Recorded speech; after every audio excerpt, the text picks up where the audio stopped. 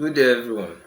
So it's obvious that the Nigerian economy is progressively heading towards the edge of a precipice, considering that the economic crisis in the country is getting worse from one administration to the next.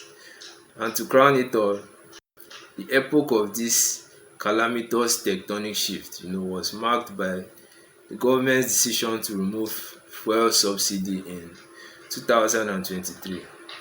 Now, in regard to the consequences of subsidy removal, I'll read a quote directly from a Vanguard news report published in 2026. Now, reading from the newspaper, subsidy removal shifted the financial burden from the government to the people.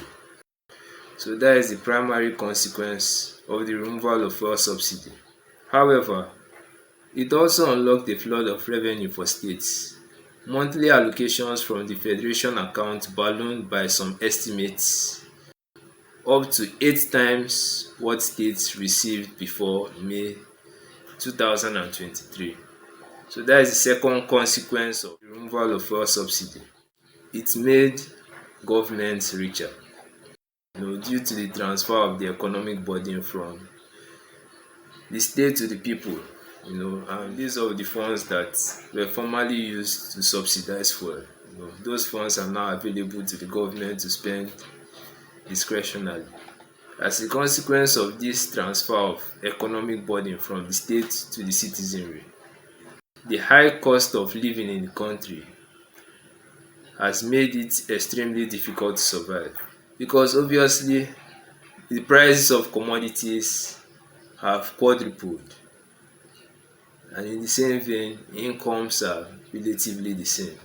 So prices are rising, the economic condition of citizens are not improving, their incomes are relatively, the same as they were before the removal of subsidy. So life in Nigeria is quintessentially difficult for the average citizen. Now, commonsensically, in such a situation, what is the government supposed to do? It's very simple.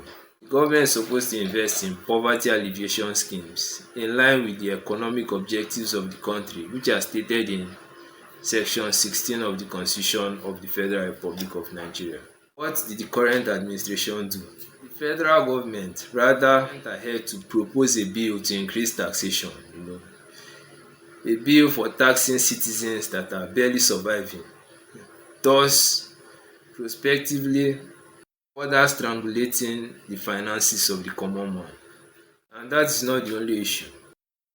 Regardless of the fact that these proposed tax reforms at surface value appear to be highly extortionate, at the same time, according to reports, government is also reportedly planning to increase its recurrent expenditure in a way that suggests profligacy.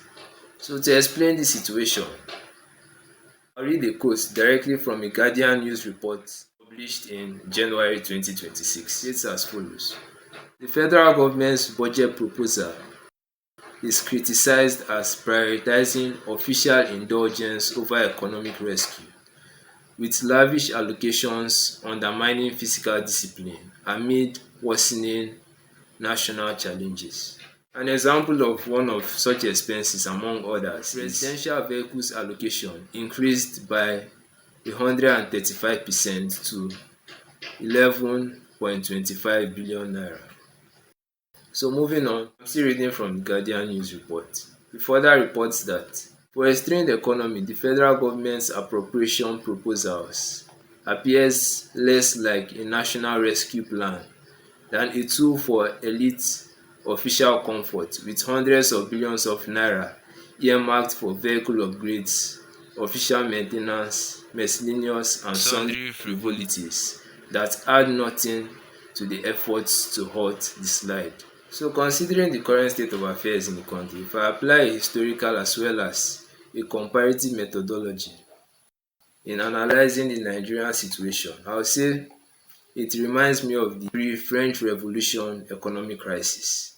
Because what led to the French Revolution of 1789? The French Revolution of 1789 was a consequence of the paradoxical combination of public sector profligacy and high taxation. That also appears to be the direction. Nigeria also appears to be heading towards that direction because the country's public sector is still diagnosed as highly kleptocratic and systemically corrupt. So in conclusion, I'll state that citizens are not being treated fairly because rather than increasing taxes, the government should rather focus on curbing kleptocracy and profligacy. Focus should also be placed on the solid mineral industry, which contributes only about 0.5% to the country's GDP, largely because of corruption, poor administration, and bad governance that creates an enabling environment for illegal mining. It's also important to note that Nigeria is a rentier state that suffers an annual loss of about $9 billion to illegal mining. Trillions of naira also lost in the petroleum industry due to oil theft and other forms of kleptocracy. And such corrupt practices are the real problems that are bedeviling the country. Obviously, taxation is not the solution to these problems.